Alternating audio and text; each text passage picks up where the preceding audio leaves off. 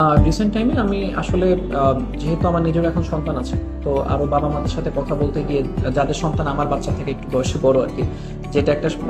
Complain শুনি যে বাচ্চারা নাকি এখন পরীক্ষার হলে আসলে খুব একটা লিখতে চায় না, বা অল্প লেখার পরই হাঁপিয়ে যায়, হাত ব্যথা হয়। তো এটা নিয়ে আমি যখন বিভিন্ন চাইল্ড এক্সপার্টদের সাথে কথা বললাম, কারণ আমরা কালার টাইমটা যখন ডেভেলপ করার চিন্তা আসে, তো আমরা চাচ্ছিলাম এটা আসলে খুবই সূক্ষ্মভাবে কাজ করবে, এবং সেই ক্ষেত্রেই আমরা প্রোডাক্ট ডেভেলপমেন্টের প্রথম থেকেই আমরা বিভিন্ন চাইল্ড এক্সপার্টদের সাথে বিভিন্ন প্রবলেমগুলো নিয়ে কথা বলছি, এবং সেটা কিভাবে একটি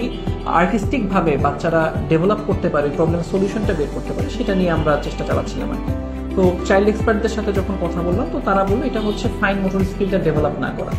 বাচ্চাদের হাতের যে ছোট মাংসপেশিগুলো, সেটা হচ্ছে এখনকার বাচ্চারা আসলে মোবাইল এডিক্ট, তো মোবাইল ধরে থাকে বা টিভির সামনে বসে থাকে, হাতে বা আঙ্গুলের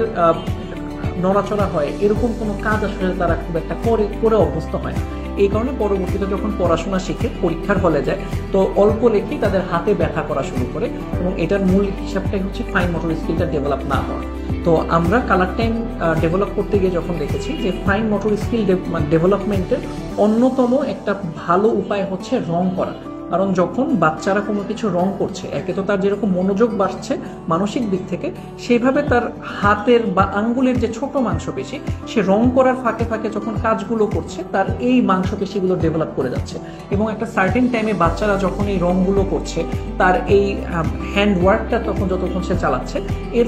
ফলপ্রসূতে দেখা যায় একটা সার্টেন টাইম পরে তার যে ফাইন মোটর স্কিল, সেটা ডেভেলপ হবে। এবং পরবর্তীতে আমার মনে হয় না যে কোনো গার্জিয়ান এরকম কমপ্লেন করবে যে তার বাচ্চা পরীক্ষার হলে অর্ধেক খাতা লেখার পরে হাঁপিয়ে যাচ্ছে।